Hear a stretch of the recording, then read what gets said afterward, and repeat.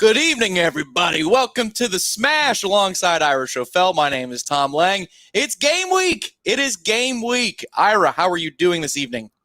We made it, buddy. It's hard to believe, but we made it. This is surreal, Ira. Camp felt like it was just going to go on until the new year. So cheers to you. Today, look at that. Little stadium cup. There we go. Who caught that pass? Oh. I know the one guy kind of showed his rear end after KB beat him one-on-one. Yeah, he did. But maybe, Ira, this is 10 years old, that picture. So maybe Florida State is off to Pasadena again for another memorable moment. Those years that end in 3.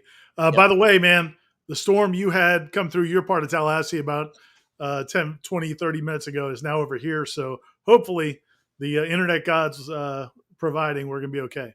So Director Ben is behind the scenes, and he will either be a host for Ira if I have a brownout, which I did about 20 minutes ago. It lasted a minute.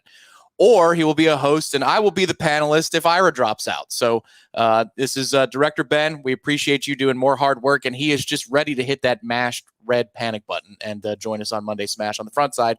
But for now, he's looking at your questions as you file into the chat. Nearly 200 of you already aboard the Monday Smash. Hit that like button and subscribe to Warchant TV. It's absolutely free. Tonight's program, as always these days, is brought to you by State Farm agent Russ Forhis. Head to russforhis.com for information on how to be covered like a pro in the state of Florida, Georgia, and Alabama. He's a longtime Nole, supports the programs. So if you like spending your money with that support, with people that support not only warchant.com, but Florida State Athletics, Russ Forhis is your guy. All right, Ira, pleasantries and sponsorship memos are out of the way. There was a lot of stuff that went down today, including the depth chart. Where would you like to begin? Yeah, I mean, we can start with the depth chart. I'm sure there's going to be plenty of questions or people, maybe comments. But yeah, I thought, the big takeaway I have from it is really one of the big takeaways I had from it is when you look at it, it really just kind of hits you upside of the head how much experience is on this football team. When you just see so many positions where it's junior, senior, junior, senior, junior, senior, junior. It's pretty impressive, and especially if you think about since Mike Norvell's been here, really at least the last 2 or 3 years, he's been one to play the young card on occasion. We're one of the youngest teams in the country, one of the youngest teams and even last year when they were still, a younger team, I guess, he would still bring that up a lot. Can't say that anymore. No. I mean, they do have, I think it's 7 true freshmen somewhere listed on this depth chart, and there's a couple other guys that probably could be. I think Justin Cryer at linebacker probably could be. DeMarco Ward maybe could be. Obviously receiver. Bendravius Jacobs. Bendravius Jacobs is a guy that could be on there, and those guys may be on there before the end of the year, or maybe in a couple weeks. But, there could be up to 9 or 10 true freshmen on this depth chart. But other than that, man, it is so many juniors and seniors and so many guys have played so much football. It just hits you when you see it on paper. Yeah, agreed. There were a couple of surprises for me. Again, Mike Norvell was quick to qualify at tight end, for example, that Kyle Morlock is listed above Biscuit, Marquise Douglas. I think when you look at a snaps participated in count, a snap count, if you will, after the game on Sunday, and most of them moving forward, unless Jaheim Bell's not healthy, Ira, I would think Marquison's going to be out there for more plays. But, if you look at the offensive depth chart, Florida State lists 2 running back positions, 2 tight end positions, 3 receivers because this offense is so multiple. Preston Daniels on there as well. And Mike Norvell did say at the press conference this morning that they would expect all 4 tight ends to play some role game in and game out. So would you agree with that assessment? Yeah, I agree 100%. I was a little surprised to see Marquise not listed with the starters because he did start a lot of games last year, and he's got the most experience in the offense, and he's had a good camp. He has put on a little weight. When we saw the weights back in the end of the summer, and we saw that Marquise had gotten up to 280 or 285, I started wondering, man, he might be in danger of being too big now to where he's not a weapon as a receiver. But we see him out there all the time, running one-on-ones or running in 7-on-7 or 11-on-11. He's still got the quickness and speed to get open. So I don't think that's an issue. I don't think this was a demotion for Marquise Douglas. I think it just speaks to how well they hit it with those 2 guys. Jaheim Bell, we knew was going to be a star, and I think that's going to play out this season. Kyle Morlock was a guy we thought maybe because you had the experience in Douglas, his time might be or later in the season or next year, but his time might be now as well. But that transfer class, that was one of the other things I wrote about. I put up a piece on the site, like my 5 big takeaways. And one of the 5 was just how they really nailed it with this transfer class, because basically everybody that they brought in as a transfer, and that hasn't been the case in some years, even, as well as they've done in the portal, they've had some misses, but they really don't have any misses. The only guy who's not on the 2 deep from that transfer class is it's because he's ineligible, Darrell Jackson. Exactly. And that might not be a dead issue. Certainly, people at Florida State are going to watch very, very closely what happens in Chapel Hill with Tez Walker. I know that Mac Brown had told North Carolina Press today, Ira, that he expected that there would be word, at least on the process, maybe as soon as today. Hadn't happened yet. But the NCAA keeps their own time. They keep their own clock and their own counsel. So one would think if the news is good in Chapel Hill for Walker, then that would probably lead to good news for Florida State and Darrell Jackson, because perhaps at that point, the NCAA says very simply, well, if you enrolled at your institution of choice before we change the way that we enforce the rules, then you should be good to go. Is that too much of a leap in common sense logic for the NCAA? I mean, I think everybody with a brain thinks that that's what should happen. Yeah. We'll see. Yeah. We'll see what happens. And again, man, like all of this is just comical, because 2 years ago or 3 years ago, we basically were all saying, look, the NCAA's given up. They're just not even going to get involved in this stuff anymore, because what can they do? And then here you have it where these players who went into the portal, and then they came back later, the NCAA came back later and said, now we're going to start enforcing it where you can't make all these transfers unless you have better reasons. And then, even though these guys have good reasons, and then they just suspend Mason Smith for a game for signing autographs 2 years ago before the NIL went into effect. But even though it's been in effect, like there are college football players in the country, across the country, including on both of these 2 rosters that are going to be playing Sunday night, with guys who have 6-7-figure contracts. Like there is legitimate money being paid to players now as part of these NIL collectives and these different marketing agreements. And we're talking about suspending a guy because he signed an autograph 2 summers ago. I mean, it's just, so all of this is ludicrous. My point is, to echo what you said, yes, it would make common sense, but who the hell knows what they're going to do? Yeah, which also raises a way to spin this point, Ira, that I wish I could before official matters at the NCAA, which is, so you do recognize that previous rules exist before you change course when you suspend Mason Smith. Like, right. You do acknowledge that you will abide by the rules from before a line of delineation. So can't you do that with Darrell and Tez and some of the others? What gives? Why? But we could sit here all day and complain about the NCAA. Instead, you wrote about it on Warchant.com, mentioned it, obviously.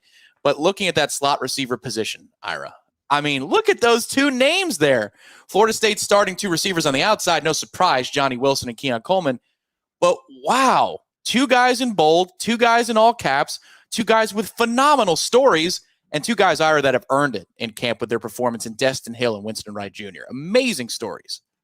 Yeah, honestly, if either one of them had come true, like I think for Florida State fans, you'd feel good about it. You'd be happy because of what it means to your offense.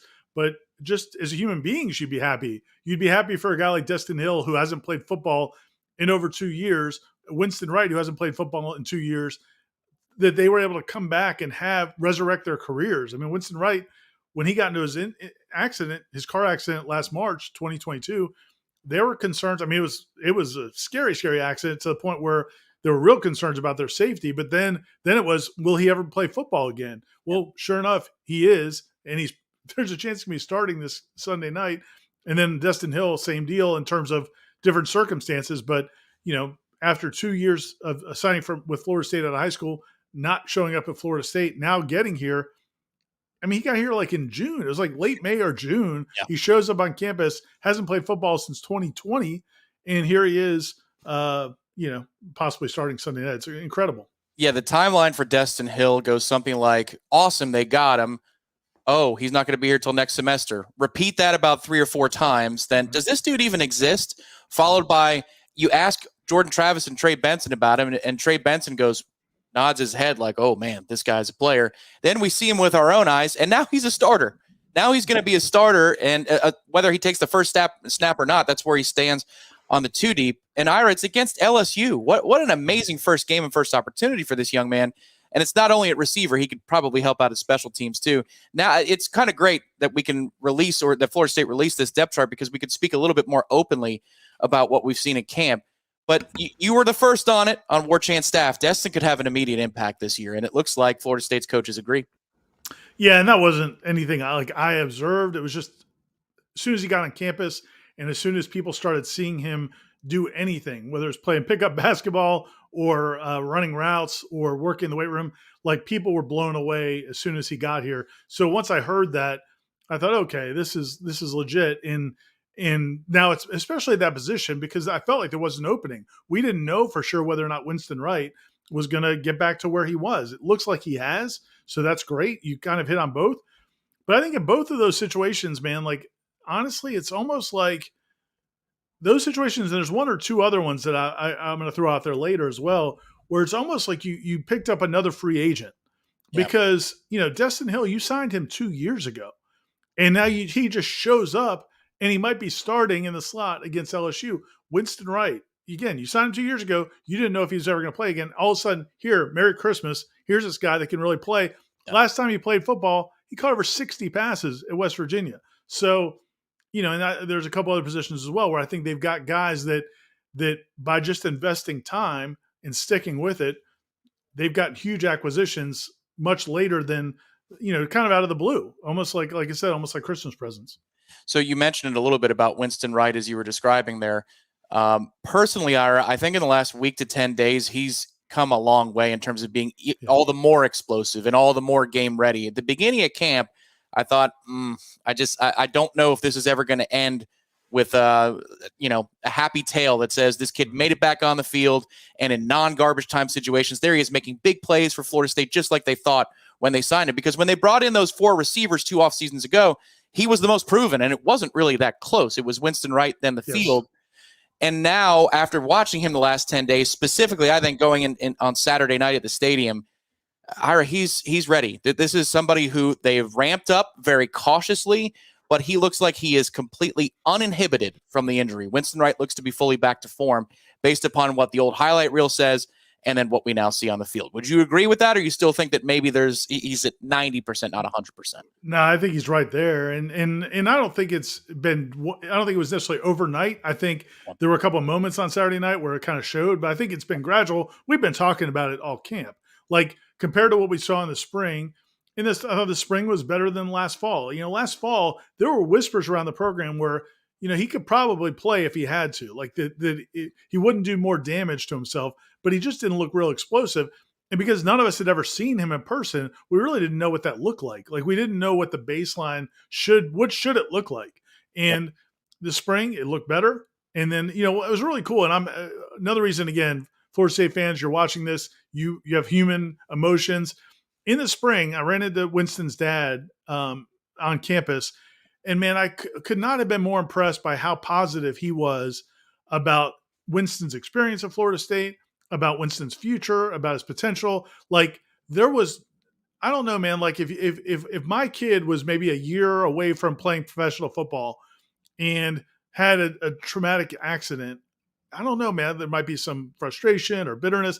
He just seems super happy and confident and happy for Winston and thought it was going to work out. And it's great to see this work out. And I'll give that kid credit, man, because back after the accident, I saw him on crutches, like limping in to get some rehab done. I think he's been a great patient, and I think he's put in a ton of work to get to this point. Well, and also we've mentioned a lot of the new guys, like a Keon Coleman, for example, pulling teammates aside and becoming a part of the culture. I recall, Ira, last fall, throughout the season itself, Winston, after going through treatment, would make his way over to the offensive side of the ball as they went through team drills, encouraging teammates. Like, he was a part of this process last year, even though he didn't know when he was going to play, if he was going to play ever again. So he's bought in every step of the way. And I think that's a through line for both of these receivers, which is they've worked very, very hard to earn this opportunity, which is all you can ask for if you're the coaching staff, somebody earning it and taking the reps and taking the job. So before we move to the defense, let me ask you something about these two players.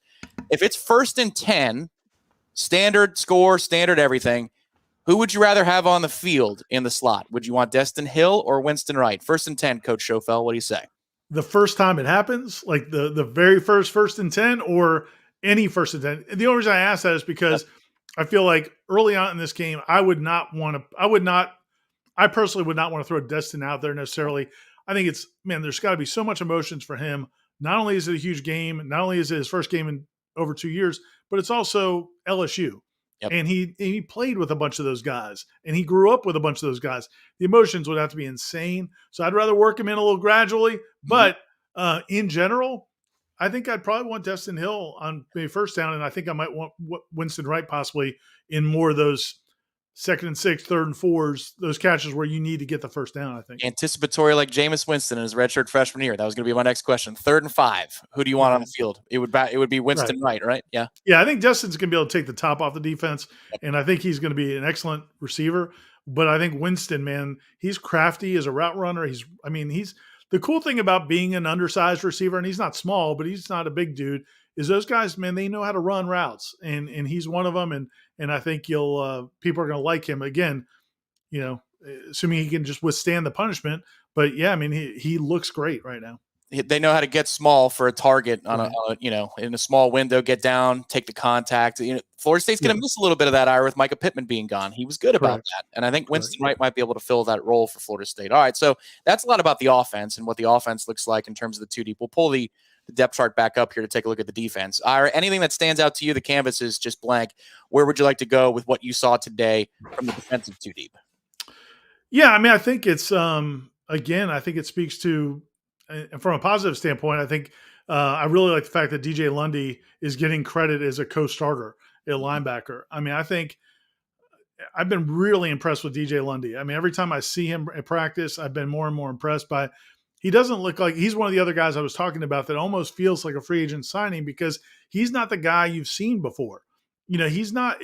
To me, we've seen DJ Lundy go from a kid who really didn't know what he was doing, but had to be out there on the field as a freshman when he wasn't ready, wasn't in shape, didn't have the right body type, to then going fast forward a couple of years. Then last year, he got in much better shape, but he still wasn't quite the same guy. It still wasn't super impactful. In this preseason, man, I've been really impressed, and I wondered what they would do because I think he's playing at the same level as Tatum Bethune and Kalen DeLoach. But those guys are the incumbents; they're senior starters, and that's what it is. And this isn't no offense to Kalen DeLoach, but I think DJ Lundy's been really, really impressive. So I think it's cool that they gave him the nod as a co-starter. We'll see. But I thought, and then, I think Mike Norvell said, look, we've got 3 linebackers. We've got 3 starting linebackers, and those are the 3. The only other thing that I piqued my ears a little bit was when Adam Fuller was asked about the defensive ends, he was asked about Gilbert Edmond. Mm-hmm. Didn't sound like a rousing endorsement to me. I don't know what your thoughts were when you heard it. Jared Verse, everybody knows he's starting. Everybody knows he's the big dog. Patrick Payton had really good numbers last year. I thought that would be a good competition because Gilbert Edmond has played a lot of football at South Carolina, played a lot more every down football than Patrick Payton has. Payton wins the job. And when Adam Fuller was asked about Gilbert Edmond, I didn't think it was a very robust, it wasn't the same type of thing. It wasn't like, oh yeah, well, we think Gilbert's a starter too. That's not the vibe I got. So that's a little disconcerting because that's one position. And I know we've been accused a little bit, probably all the media that cover Florida State right now, of being a little too over the top hyped about this team.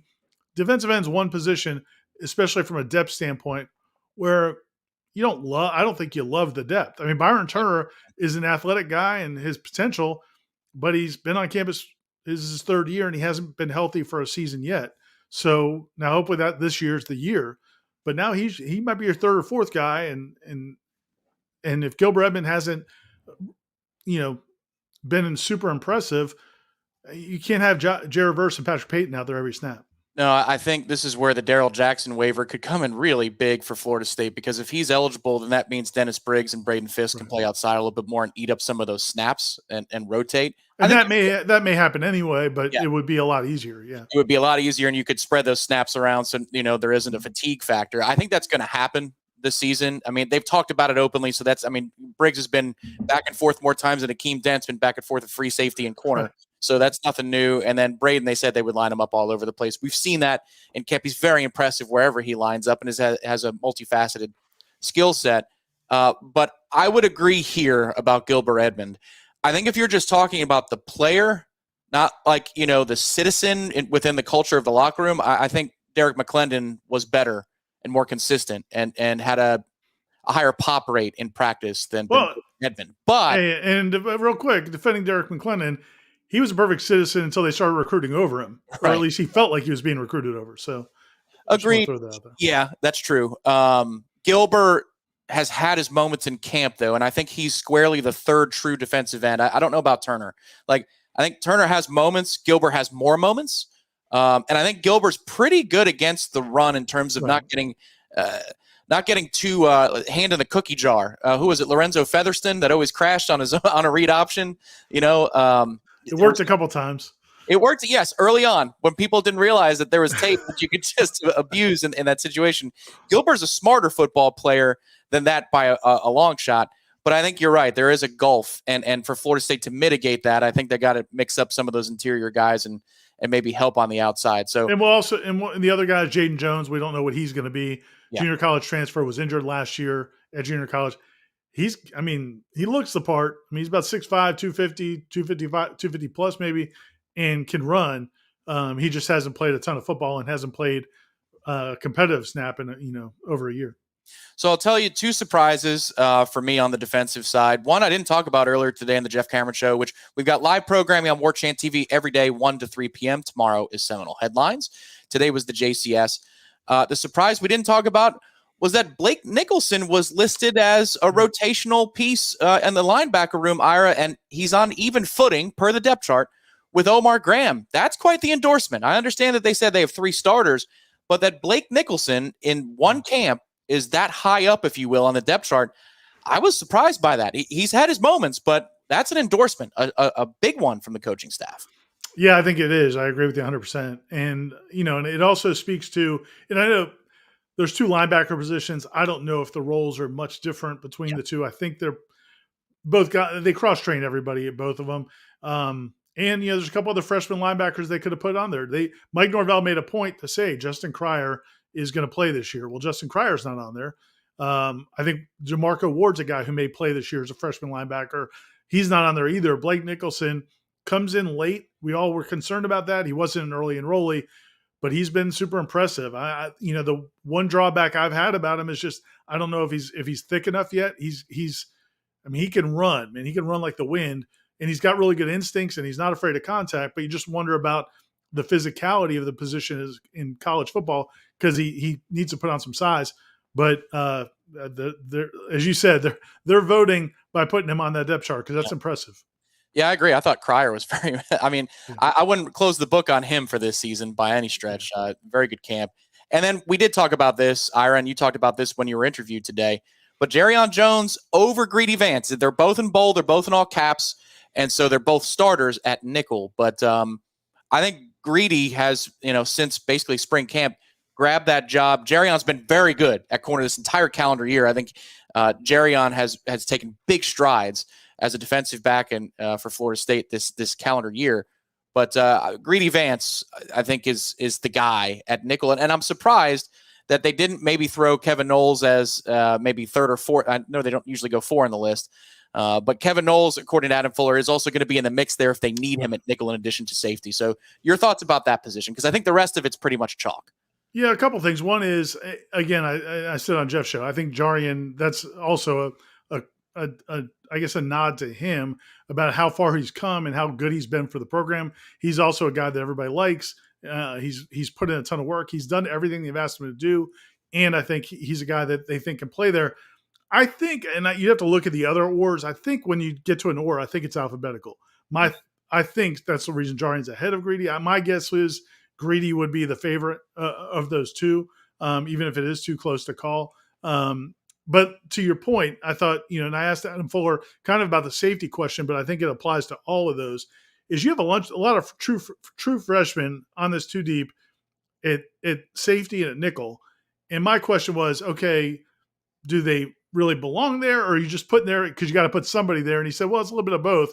And the reason I put that out is because if something happened to Jarnian Jones and Grady Vance, I think you get Kevin Knowles there. If something happens at safety to Akeem Dent and Kevin Knowles, I think there's a good chance you get somebody else there as opposed to maybe Conrad Hussey and KJ Kirkland early in the year anyway. Now, later on, it may be different. But we've seen that. How many times have we seen that where you might have had on the depth chart last year, you might have had maybe Julian Armella as a second team left tackle, but you knew if Robert Scott went out, that's not who they were putting in there. Yeah. So that happens sometimes. I think that's what's happening.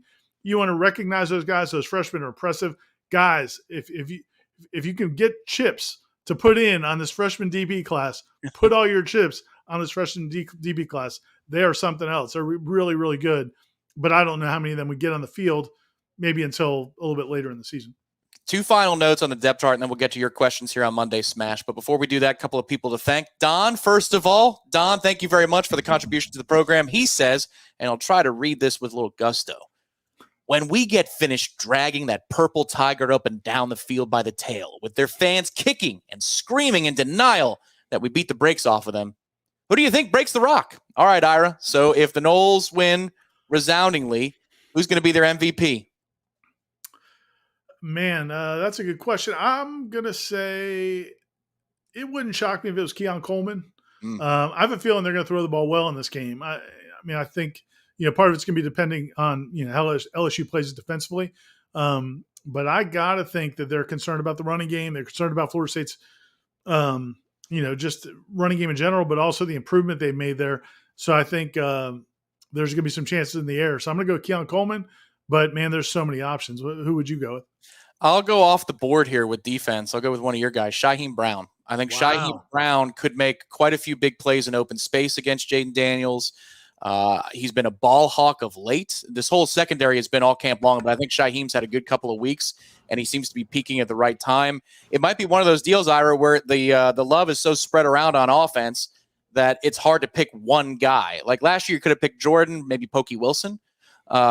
But I think this could be one of those, deals all year long where it's how do you pick on offense? They're so versatile that, that the production is spread around. I see your eyes perked up. Well, I was just going to say also you could see some emotional, cards being played where you talk about a guy like, guys who were injured last year. Fabian Lovett got hurt in this game at the end of this game. Yep. He's worked so hard to get back. If he's a factor in this game, might be hard to go against him. Robert Scott's worked hard to come back. He was out all spring, and then you've got the other stories. You got the Winston Wright and Justin Hill. So, there's a lot of candidates, and it's probably going to depend on how the game plays out. A couple of years ago, it was Jayshon Corbin, Trayshawn Ward, and Jordan Davis. It's a lot of Jayshon Corbin. That's it. Or maybe Jermaine Johnson. Jermaine Johnson or Keir Thomas. Yeah. So 5 dudes. There's probably 20 now. Aaron Mites, thank you very much for the contribution. Do you think this version of the offensive line will be as good, better, or worse than last year? Ira?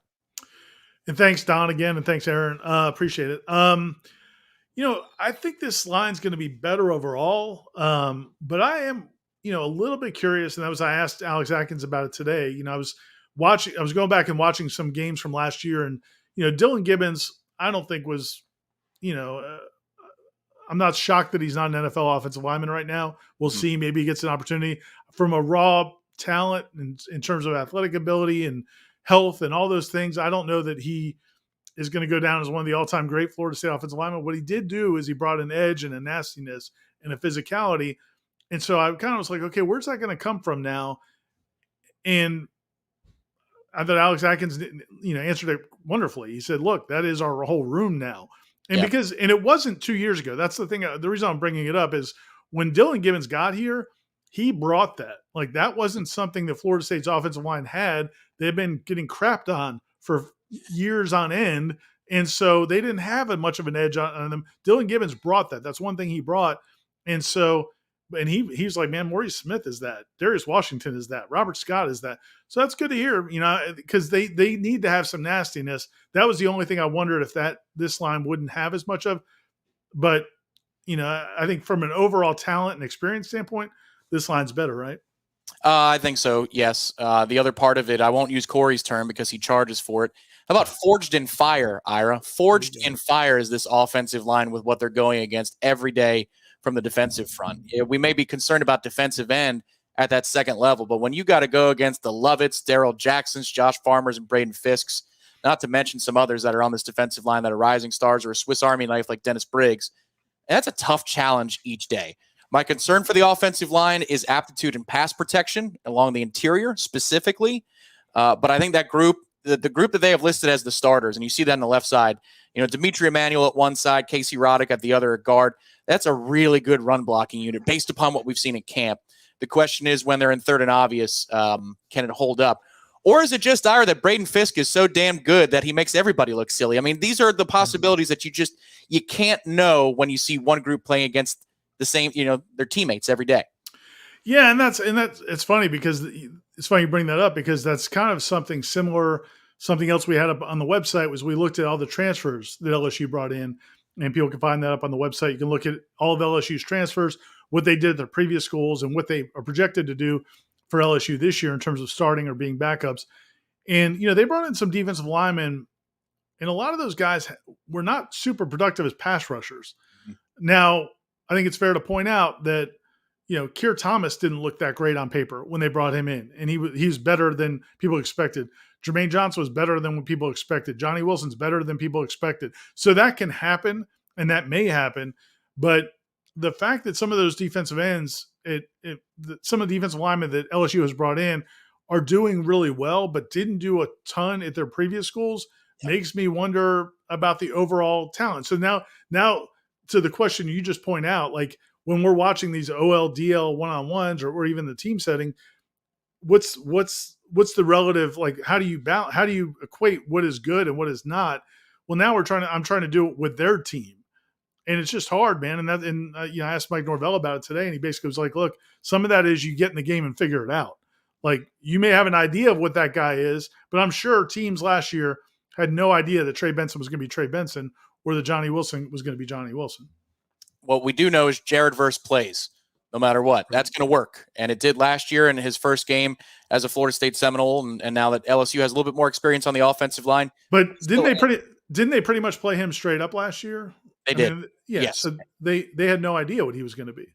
That's correct. And Brian Kelly says they have a plan for him, but fine. With this front that Florida State has, if you leave somebody else with a one-on-one matchup, it could be any number of 4 or 5 dudes that if you're a defensive coordinator for Florida State, because of a guy like Jared Verse, it just opens up things and it creates a domino effect to the good. Keith B., thank you very much for the contribution. He just wished us. He said, appreciate you guys. We're spoiled. So pumped for this year. We agree, Keith. And we're going to tell you a little bit more before the program goes out about some of the things that are happening in Orlando around this game. I also want to know what that car is in Keith B's avatar. Thanks, Keith. Appreciate it. Keith B., are you related to James B.? We got a lot of B's in this group here tonight. Thank you, Killer Keith. Bees. The Killer Bees, and that's apt for that color of the Super Chat. We'll be back in 15 seconds on the Monday Smash after this word from our friend, State Farm agent Russ Voorhis.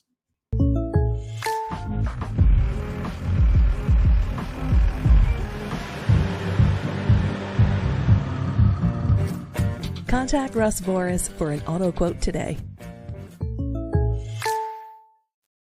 All right, Ira, 2 more notes here on the Monday Smash before we get to questions. Number 1, I looked at last year's initial depth chart for a lot of different positions just to compare to see how Florida State listed things. I wonder if you noticed this. At quarterback, they listed 3 players last year before the season started. It was Jordan Tate and A.J. Duffy. This year, they declined to list a 3rd quarterback. I'm not trying to stir any kind of pot here. I'm just saying that's interesting that they have not declared officially who the guy is behind Tate Rodemaker. What's your take on that? I don't think Mike Norvell does anything by chance, especially with things like this. I think that's fair. I could see why you did it last year if they're the only 3 scholarship quarterbacks. And so I can see why you do it. And then this year you don't want to leave one guy off and you're not going to put all 4 of them.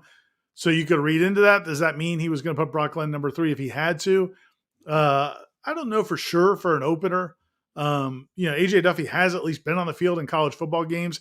I think you and I both agree, and I think most people that have watched practices feel like that Brock Glenn's been more impressive as a freshman than AJ Duffy has been as a redshirt freshman. But, I don't know for sure that translates to, man, if you had to put somebody out there that Brock would be the guy. But yeah, man, I think it's fair to point that out.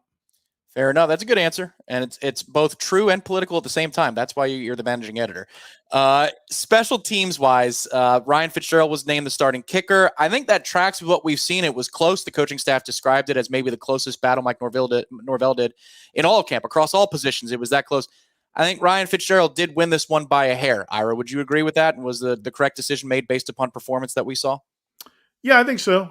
There was a point maybe a week or two ago, I started to wonder if maybe Tyler, I think there was at one point where I thought, well, maybe there was a day where Tyler got 2 kicks and Ryan only got 1. And I was like, oh, I wonder if maybe something happened in the scrimmage that we don't know about or something. But no, it never felt like Tyler had pulled away from it. I heard you say it on the Jeff Cameron show today, 1-3, wildly popular, that, if it was a distance kick that maybe Keltner comes out instead of Ryan. I think he does. When he hits it pure, I think, you see more distance. So I wouldn't be surprised if Keltner got some kicks this year. But yeah, I never felt like he beat him out clearly. Yeah, 3 seconds before the half, 57 yards. I think it's Keltner all day, personally. Kick returner, punt returner. Lawrence Toafili was talked about more before camp started. He's still on the 2 deep, but Keon Coleman at 6'4", you just don't see punt returners at that size, Ira. But I think he rightfully is taking the top spot at punt returner. Your thoughts on that as well as kick returner before we move on? It makes you get a little queasy, the idea of him being out there and whatever hits he could take. But, man, he's a big dude. I don't know if people are going to be fired up. I don't know how many gunners are going to be fired up to take him on. Yeah, man, he's by far their best punt catcher. I mean, it's not even close. He looks like a center fielder that, those good center fielders that camp out under the ball way before the ball gets there. I mean, he's got that kind of ability. So I'm not surprised they went with him, but I think a lot of people are going to have their hearts in their throat waiting for, those gunners to come down at him. Agreed. So that is the 2 deep for Florida State, top to bottom. I see Z-Chan in the chat. Ira, I missed you on Friday. In case you didn't know, it's game week. So Z-Chan is there with the official DMD of Warchant TV to remind us what time it is. Thank you, Z-Chan. We appreciate that. Appreciate it, Z-Chan. Miss you too, buddy. Yeah, I didn't. That was your guys' thing, Tom. It wasn't my thing. So, I'm sure I'll see you plenty this season. In O-Town probably too. So we'll promo that before we get to the end of the show. But for right now, there is a special for those of you on Warchant TV that want to become a member of the proper site. Read more by Ira and some of our other spectacular talent. Kickoff sale, 50% off all week long at warchant.com. This is a limited time offer, but for the first week of the season, we want you to be a part of the family. Give us a shot. Give us a chance at warchant.com to earn your business. This will always be free here on Warchant TV, so you can hit the like button underneath, subscribe to our channel. But if you want to be a part of the largest FSU fan community in the business, that is at warchant.com. Act now on 50% off. You will not be disappointed because we have benefits galore at warchant.com. In fact, we've got a slideshow for you. 10% off Garnet and Gold purchases for every order for FSU members here at warchant.com. You got to sign up through warchant.com, not on 3. That's important. Go to warchant.com to sign up. They got priority access and free gear at Warchant events. Ask Warchant anything, subscriber-only shows and chats featuring Q&As with Warchant staff. Ira will be doing one this week on the boards. A new mobile app with improved functionality and fewer ads. That's coming soon. And as well, I said it, it's the largest FSU fan community in the business at warchant.com. These are the benefits, including, it went faster than I could speak about it, Warchant days with Garnet and Gold. So every purchase you make at Garnet and Gold, which is owned locally here in Tallahassee by people who support FSU athletics, it's 10% off.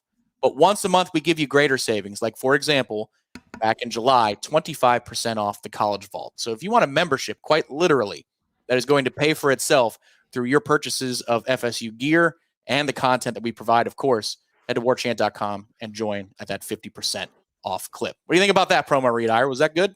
Fantastic, buddy. Fantastic. You may want to mention a little bit of the content, the written content that Corey Clark provides. We get Corey writing, me writing, me writing. You don't want to write. You don't want to read something that somebody that just said me writing just wrote. So that probably wasn't a good promo. I write, Corey writes, Matt writes. We do roundtables with the whole staff where Tom and Jeff take part in writing as well. Tom writes, and Tom will do some X and O pieces as well during the season. And we've got some other surprises, some other things coming. So if you like the Warchant TV channel on YouTube, come check out warchant.com. You like recruiting information too? Head over to the recruiting board. stuff. Michael Langston, Matt Lasser, the Swiss Army knife of our staff. Yeah, there's a ton to love about what we do at warchant.com. So we appreciate your support. Head over to the site today. Don is back again. Coach Norvell, who am I? Tracy Wolfson? Coach Norvell has definitely improved our roster over the past few years. I believe we have moved from Corey's Iron Sharpens Iron. We are now developing Damascus Steel. Oh my goodness. What is that, like Corinthian leather, or is that real, Don? We appreciate the contribution. It is time now for questions to round out the Monday Splash. Thank you, Don, for the last 15 to 20 minutes. As always, it's presented by State Farm agent Russ Forhis. Any news regarding Vandravius Jacobs? So Vandravius was not a part, Zyler, of the two deep for Florida State. A lot of receivers were, and a lot of guys that straight up just kind of took jobs away from spring to fall. And that includes, as we talked about, Destin Hill, Winston Wright. But if you look at the other names on the wide receiver board underneath your starters, that includes Kentron Poitier, Hakeem Williams, Darion Williamson, and an OR designation for Deuce Spann. Ira, those guys have all been fantastic in fall, but what say you? Yeah, I mean, I think Vandravius had a great spring. He's had a good preseason. I don't think it's been I thought in the spring he kind of blew everybody away because there weren't a lot of other receivers out there. Keon wasn't here yet. Destin wasn't here yet. Winston wasn't full speed. Some other guys were kind of limited. Vandravius was a guy that we really didn't expect a whole lot from in terms of the people who don't cover recruiting. And we're like, wow, look at this guy. And it was just, he was so impressive in the spring. If the spring had never happened and I watched preseason camp, I don't know that I would have been like outraged that he's not on this two deep like a lot of people seem to be. He's been fine, but I don't think it's been like, oh, wow, he's just a clear cut one of the top 3 or 4 receivers in this group. In my opinion, you and Jeff may feel differently. I think when guys aren't on the depth chart that you think should be, well, it could be a couple of other reasons. One, it could be injury, which we're not privy to anything on that side. And he wasn't mentioned as an injured guy. Mike Norvell mentioned Ja'Kai Douglas being out. Didn't mention anything about Vandravius. And then it could be just they want more out of him. Like they could be seeking more from him than what he's been doing in preseason camp. So I wasn't as outraged as some other people, but I get it. Like we hyped him up so much in the spring. He definitely has a lot of talent. But I don't know, man. Like you tell me. But like when we watch practices during this preseason, I haven't felt like, oh, he's clearly one of the top 4 or 5 guys. I haven't felt that way. No, agreed. All the guys that are in bold on the receiver board there, I think have been far better, superior to Vandravius Jacobs. And I got to tell you, in the last couple of weeks, I know I mentioned Winston Wright has gone to a different level athletically and speed-wise. He looks to be full speed. But Hakeem Williams has really come on towards the end completely. Of the game. And that's the thing. And like in the spring, that was part of it also, is Hakeem was gasping for air, man. He was struggling literally and figuratively. Like he wasn't in good shape. He didn't realize what he had to do at this level. He was not as ready in the spring as Vandravius was. So that kind of also accentuated, I thought, Vandravius. And I think maybe some of the corners weren't the competition wasn't as good as in the spring. And so again, but I think to your point, I agree 100%. Hakeem has completely taken his game to another level, which is awesome news. And I don't think Vandravius has done anything wrong that we've seen. It's just, I think that, that's a very deep room. It is. I would live somewhere in the middle there. I think what we saw in the spring from Vandravius absolutely translates. We just didn't see it as consistently this fall. But I think it would still play well against the likes of a Deuce Spann or a Winston Wright. It's just that, you got to do it now. It's what have you done for me lately in this business? You got to be consistent all the way through. Ron Dugan's told me that before camp started, that they're looking for greater consistency out of Vandravius. I think that Hakeem has been more consistent this camp, which before camp started, Ira, if we did live odds on which true freshman receiver is going to make the two deep, Hakeem would have been a big dog in my mind. But now here he is, and you're seeing refinement in his game. It's been very impressive to watch Hakeem Williams. Keep an eye on him for this season. I've gone from thinking no chance to, well, I don't know. There's an outside shot. He can make it in the rotation. Certainly, Florida State anticipates to be in some garbage time situations as the 12-game season rolls on. Our next question, and we appreciate that question from you, Zyler, is from, let's see who Director Ben chooses here. Jim, if you do a position-by-position breakdown, how do so many of these experts call LSU the better team? Well, you won't find 2 guys here that would say that, I don't think. But in your mind, Ira, if you're just doing quickly what you saw today with Florida State's 2 deep and then matching up against LSU. You mentioned on warchant.com, we've got a list of their transfers and their impact transfers. Do you think that LSU has improved to the level that Florida State has year over year? I don't think they have, to be honest with you. I think Florida State did a better job in the portal. There's similar numbers. I think they brought in like 13 or 14 transfers, and I think there's probably 4 or 5 of those guys look like they're going to be impact guys. I think there's a few others that, unless again, sometimes guys do much better than they did at their previous schools, and if that happens, then maybe they hit on a higher level. It's easier. We know the guys they've hit on at Florida State because we see them. And so I think they've hit on just about all of these guys. I don't know for sure that they have at LSU. I don't know, man. I think Florida State's a better team. I think Florida State was a better team last year. I think they're a better team this year. But I think there's a lot of reasons why that might happen. SEC bias is a real thing. I mean, I'm not saying that that's it. That's the excuse for everything. But what those schools do in that league gets valued at a higher level. And I think that may be part of it. I would agree with you, Jim, in principle. You could think about quarterback. Receiver might even be a wash. I'll give you that with LSU because they have Malik Neighbors. I don't think it is. But offensive line, maybe a slight lean to LSU, but tight end to Florida State, running back to Florida State, defensive, especially with Mason Smith out, defensive interior, defensive end, cornerback for sure, all to Florida State. So good point, Jim. We appreciate the question. Next up on the Smash, Don is back again. Thank you, Don. Goodness gracious. It's a hat trick. Here you go. Hang on. Here's my Bucks hat. Toss it for you. There you go. Hat trick. Is it possible for us to guess the winning FSU LSU score with the winner getting a gift certificate to Corner Pocket? I might be able to arrange that, Don. Are you on the boards? We could set that up for the boards. I could talk to Bill Hayes over at the CP and see if that works. Follow up with us, Don, with whatever your score prediction is. I promise we'll hold you to it. We appreciate the contribution for the 3rd time. It's pretty awesome. Alex says, no Armella. That's for development reasons or to keep him healthy. I understand we are thick on the offensive line. Just thought I'd see his name somewhere on the 2 deep. Ira, is that a concern to you, or do you think that Florida State just has who they have right now that they like? Yeah, I mean, the only reason you would have done it maybe would have been because it's like we talked about earlier. Like, I don't think if something happened to one of the top 3 tackles, I think you would have moved one of the other tackles to the other side and not necessarily played Armella. But you could have put him on there just to give him the credit for being the 4th guy. I think we'd assume he's probably the 4th offensive tackle, unless maybe they moved somebody from guard to tackle, which is a possibility. So yeah, I mean, it's not a great sign. I don't think it's I'm sure he wants to be there, and the fact that he's not shows that they want more out of him. He's not been a ready-made guy. I think people thought he was highly recruited out of high school, that maybe he'd be a guy that at the worst, after he redshirted 1 year, would be able to plug right in. This year, they've upgraded that line, and he's not one of the top 5 offensive linemen. And when Alex Atkins says they have 8 that they feel, Alex Atkins and Mike Norvell have said they have 8 offensive linemen they know they can win with, and a couple other guys they think they can win with, but they have to prove it. I think Armella's in that group.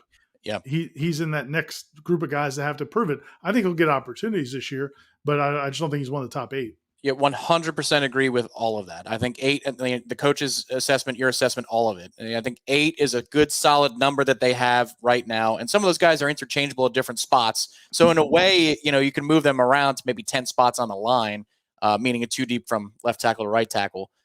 10 maybe. And I think, honestly, if you were looking at your top 4 tackles at present, we know the 3.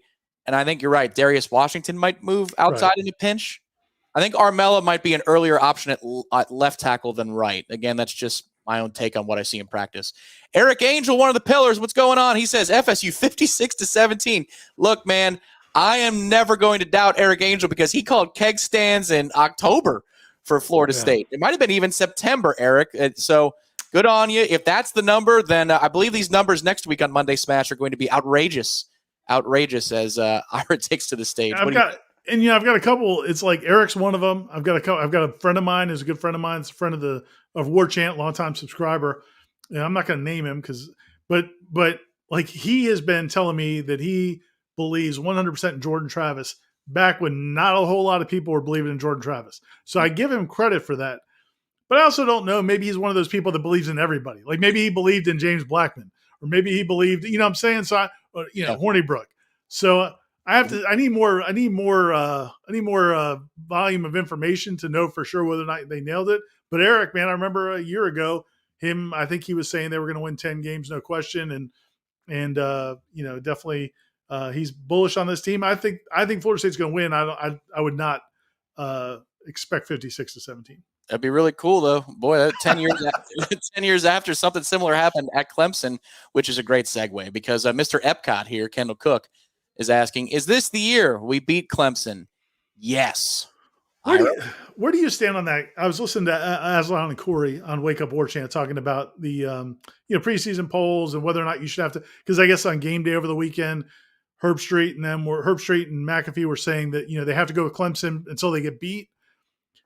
Where do you stand on that theory? Like, and I'm not saying that there's anything wrong with it, but like if you see two teams and they're different, it's not like the NFL or the rosters are different now. Like, are you going to just stick with that no matter what? Even though the rosters look so much different, that one quarterback, I mean, they're not so much different. It's not like Florida State's markedly different, but I think they have a huge edge at quarterback, and I think they might have an edge overall. Like, at what point do you throw that out of the window, or do you subscribe to that too? It's called selective reasoning, Ira. They all picked Texas to win the conference in the Big 12, right? So, I mean, like, is Texas, right, this perennial champion that is going to continue to? That for me is selective reasoning on their part. If you're going to go with that logic, then you got to pick Pitt second in the conference because they're the last team to win it outside of Clemson. They did so in recent memory. So there's a whole lot for both of these teams that Florida State plays in September, LSU and Clemson, to sort out. For LSU, there seems to be some kind of discord going on in the locker room, more so than a typical camp would show. Corner, they've got issues. They've got a lot of transfer portal influx. They've had a key injury or two. Florida State has been quieter, more stable sounding. At least that's how they present when they get to the podium. And Clemson's breaking in a young quarterback with a new offensive coordinator. That's a lot, Ira, to sort through before Game 5 of the season for both teams. So I think that's why I favor Florida State. There's just so much more stability and veteran presence here in Tallahassee. That's my reasoning, at least. Maybe I'm nuts. No, I'm with you, buddy. I'm with you. Renee says 45-20 Florida State, as there are a lot of predictions. I believe our pal Don has started a trend here. Zyler 38-27 Noles. More questions in the final 5 to 7 minutes we have here. Keith B saying 42-17. What incoming freshman are you excited to see the most? Okay, Ira, I'm going to eliminate Destin Hill from this exercise because he's listed as a starter. So let's go off the board from Destin. What incoming freshman are you most excited to see? Me, it's those young DBs, the freshman DBs. And I kind of want to put Ashlyn Barker in that group because he's a redshirt freshman, but it was 1 year at junior college. To me, is not quite the same as 1 year in your program redshirting. But Conrad Hussey, Edwin Joseph, KJ Kirkland, Quindarius Jones, that whole group is just really, really impressive. And not just, we see it in practice, but from talking to people around the program, like those guys are what you want. Like they're all about their business. They are focused. They come to work. They have they bought right into that professional atmosphere that we see from the older guys. And I think those guys are going to play a lot. I can't wait. When Florida State when Jimbo got things going in the right direction, my favorite things to watch were kickoff coverage because, man, you got to see, even before Telvin was Telvin, you got to see him on kickoff coverage and some of those other DBs. And that's because now it's a different caliber of athlete when you've got guys that should be at Florida State. So I'm really looking forward to seeing Hussey and Joseph and those guys in that special teams unit because I don't know how much they're going to play in the base defense. But that group to me is really fun. Blake Nicholson's in there too. I think those young linebackers are in there, but those guys on that back end to me are the most exciting. Yeah, I agree with you. I think that it is the back end of the defense, specifically Quindarius Jones. I look forward to seeing because he's just so smooth out there in the open field. That's just the type of player that I like. But if you like somebody who's a little bit more violent, Edwin Joseph has a chance to get downhill and make some plays. And you're right, Ira. I think on kickoff coverage, he's already going to be a weapon just because he triggers downhill. It's a lot of fun to watch, but you never know at slot corner, maybe earlier on in games if they need to move some guys around. Yeah. Edwin Joseph was impressive from day one at that position. James B chipping in. Thank you, James B. We look forward to seeing you in Orlando. He's looking forward to the meet and greet. I guess that means it's time to promo the meet and greet. Thank you, James B. Thanks, James B. What do we got in terms of a meet and greet this weekend? Director Ben, he's moving the buttons around. Thank you, Director Ben. Saturday, 4 p.m. This is at Hooch on Wall Street in downtown Orlando. It's the Wall Street Plaza. There's a meet and greet with the Warchant staff at 4 p.m. and a live version of Seminole Headlines at 5 p.m. It's going to be a great time at Hooch, which is our unofficial headquarters for this weekend. I guess you could call it kind of official because the stage that we will use on Sunday from noon to 2 at the Wall Street Plaza will be located right outside of, you guessed it, Hooch. That's where we'll be, Jeff and I, from noon to 2, and then we will have a post-game show from said bar, Hooch, until 1 a.m. Again, I'm pushing for it to be 1-0 a.m. We shall see if Florida State will oblige. So those are the promos. A couple more questions, one from Carol. Director Ben, I'm going to cut in line here. Just one more thing about camp, and Carol asks very good questions often here on Warchant TV. Is it true that the offense and defense were pretty much on equal ground during the duration of fall camp? I'm curious to hear how you would answer this, Ira. What do you think? I think for the most part, I mean, the thing I would say though is some drills are skewed one way or the other. I think like in one-on-one passing, it's skewed for the offense. I mean, those DBs, man, they're trying to guard the whole field basically with no safety help and no pass rush. It's a tall order for the DBs to win those one-on-ones. And then, the inside run drill, I think probably favors the defense. So, it depends on the drill, but overall, I think they're pretty evenly matched, right? I mean, I thought especially, and it was, well, let me say this though, like for the first few weeks, part of it depended on who was out there, because they were, bringing some guys along slowly and some guys, maybe they're mixing and matching and giving guys run. I think they were doing it by design, not necessarily just out of need. I think they were putting some freshmen and redshirt freshmen out there with the starters on both sides of the ball to see how they sank or swam. And so that some of that, you get caught up in that, like, okay, well, is that play going to be there when the normal 11 are out there?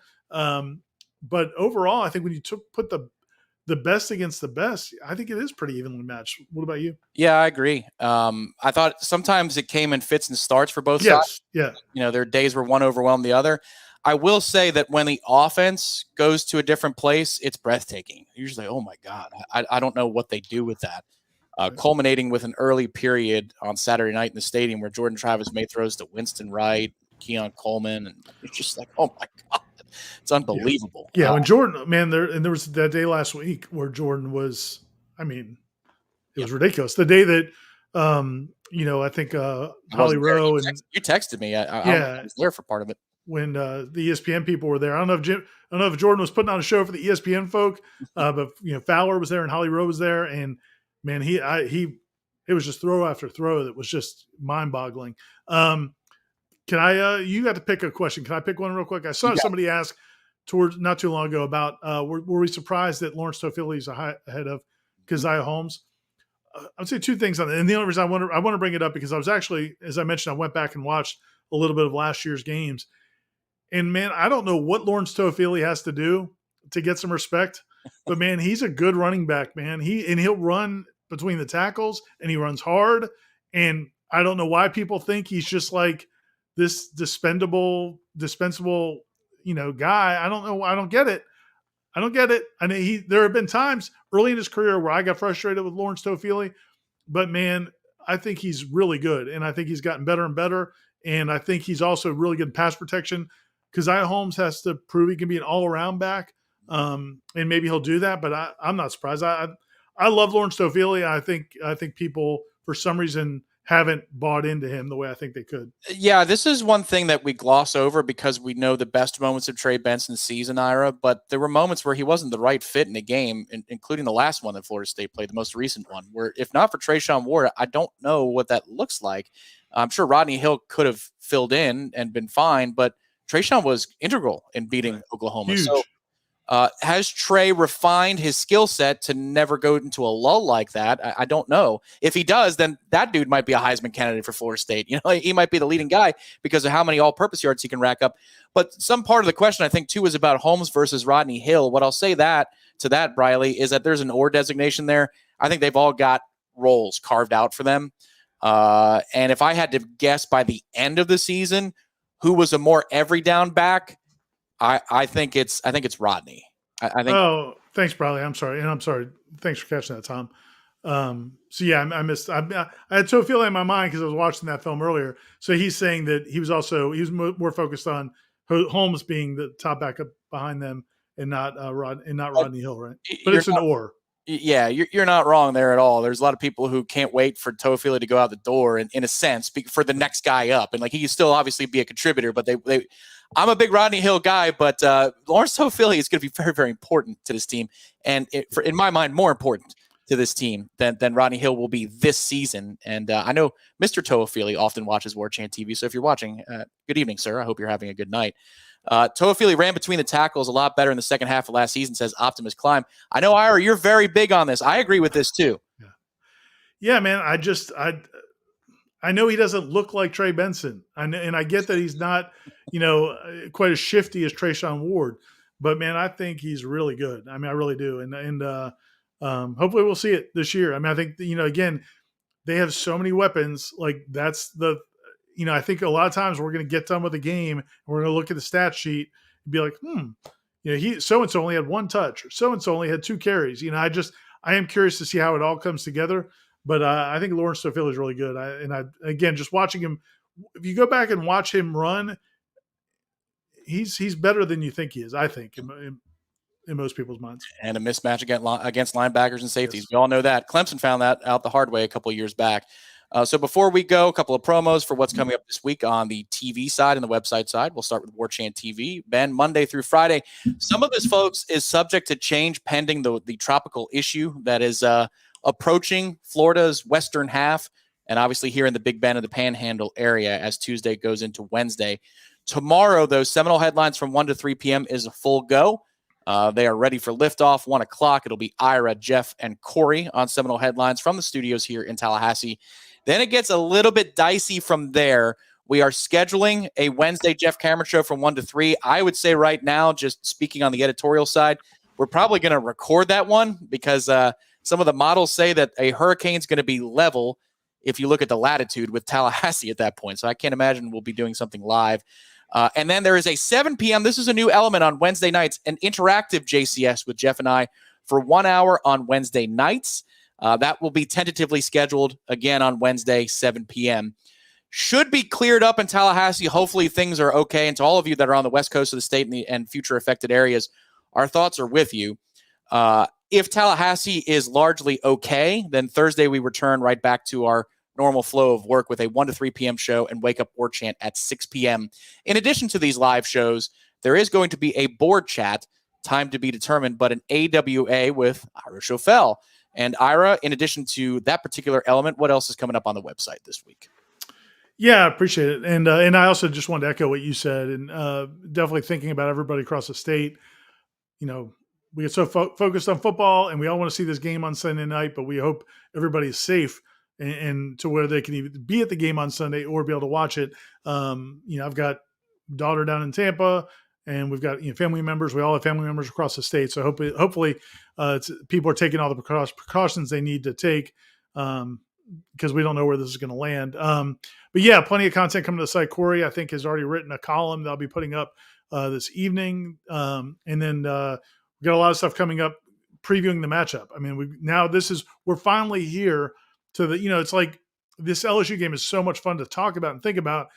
For 2 or 3 months, we've been wanting to talk about the matchups and, the different elements of this game and how they compare, but you kind of don't do it too much too early because you don't, it'll get lost.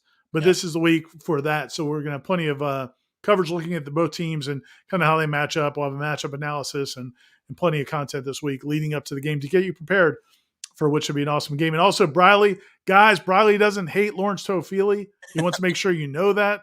He didn't mean it. So sorry, Briley. I didn't mean to put you on a Front Street like that. Nobody's on Front Street. You'll be at the Wall Street Plaza on Saturday and Sunday in Orlando. Again, our thoughts are with all of you in the state of Florida. If you're told to go, please go and take that advice. This looks to be a serious event that's happening over the next couple of days. For Director Ben behind the scenes, for those of you that contributed to the program in the chat, any questions are great, and we appreciate those. You don't have to do the donation thing, but to Aaron, Don ×3, Keith, Z Chan, and James B. and Kendall and Eric Angel. We very much appreciate your contributions. This has been Monday Smash presented by State Farm agent Russ Vorhis. Check out russvorhis.com today for coverage throughout the state of Florida, Georgia, and Alabama. For Ira Schoffel, my name is Tom Lang. We will see you on Warchant TV tomorrow at 1 p.m. live, but stay tuned. There's practice updates coming in the morning too. Catch you all later. Good night.